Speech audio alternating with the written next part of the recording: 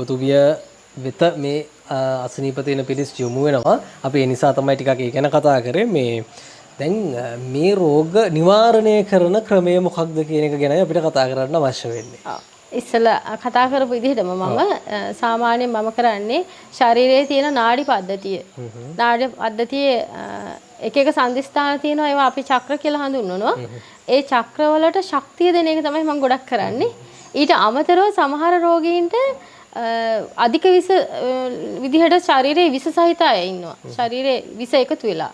ඒ වගේ අයට කැඳ වර්ග ස්වභාවික විදිහට හදාගෙන බොන්න කියලා මම උපදෙස් දෙනවා.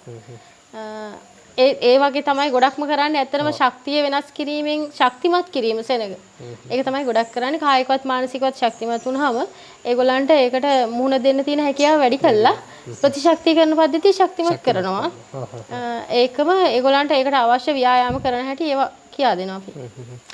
දැන් ඔබතුමිය වෙත යම් කෙනෙක් යොමු වෙනවා නම් ඒ අත්දැකීම 100%ක් ඔබට ලබන්නට පුළුවන්. මොකද දැන් කාලයක් තිස්සේ ප්‍රතිකාර කටයුතු සිදු කරන නිසා විශාල පිරිසක් ඔබතුමිය මුණ ගැහෙන්නත් බැමිණෙන නිසා මේ ඊළඟ කාරණේ රේණුකා මහත්මිය අපි ටිකක් කතා කරමු. මේ අපිට දැනගන්න ලැබුණ මේ අක්ෂි රෝගවලටත් ප්‍රතිකාර කටයුතු සිදු කරනවා කියලා. මේ දිනවල ගොඩක් ඉස්සලින් ඉඳන්ම ඇස්වලට බෙහෙත් කරා. මේ දිනවල ගොඩක් ඇස්වල දුර්වලතා තියෙන අය ගොඩක් හමු වෙනවා. විශේෂයෙන් පොඩි ළමයිනුත් ඉන්නවා.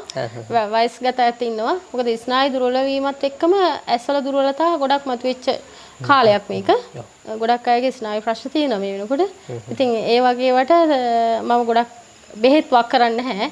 බෙහෙත් බොන්න දැන් කිසිම රෝගයකට සාමාන්‍ය මම බෙහෙත් දෙන කෙනෙක් නෙමෙයි. ගොඩක්ම කරන්නේ ශක්ති මධ්‍යස්ථාන ශක්තිමත් කළා ඒ හරහා එයාගේ කයටයි සිතටයි අවශ්‍ය ශක්තිය ලබා දෙන එක. ඇස්වලදීත් ඇත්තටම බෙහෙත් වක් කරන්නේ නැහැ. ගාන්න අවශ්‍ය වුණොත් තෙල් කොහෙන් හරි ගන්න මම ලියලා දෙනවා. ගන්න මේ තැනින් ගන්න. එහෙම නැත්නම් අපි දන්න දක්ෂ අක්ෂි වෛද්‍යවරු ඉන්නවා. එයාගෙන් අරන් තෙල් ගා ගන්න කියලා. සාමාන්‍යයෙන් මම කරන්නේ ශක්ති මධ්‍යස්ථාන ඇසට එන ස්නායු ශක්තිමත් කළා ඊට පස්සේ ඇසේ තියෙන රෝග නිවාරණය උද්දීපනය කරනවා. නැවත ඒකලන් අලුතඩියා කිරීමක් වගේ තමයි කරන්නේ. එහෙම තමයි කරන්නේ. ඉතින් ඒකත් හොඳ ආරංචියක් වෙයි. මොකද වයසත් එක්ක සහ ඒ කිව්වා වගේ විවිධ ස්නායු ආබාධත් එක්ක පුංචි දරුවෝගේ ප්‍රශ්න තියෙනවා.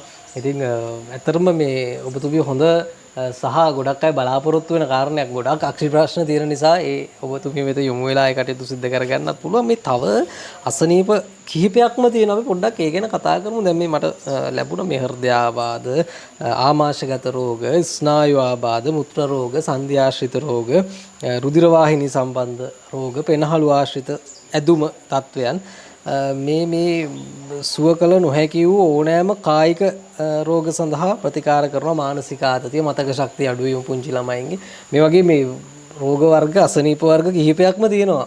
මේ රේණුකා මහත්මිය මේ කියපු හැම දෙයකටම ප්‍රතිකාර කටයුතු සිදු කරගන්න හැකියාව තියෙන ඔබතුමිය මුණ ගැහුණොත් නේද? ඔව් මේ වෙනකොට ඒ සියල්ලටම ප්‍රතිකාර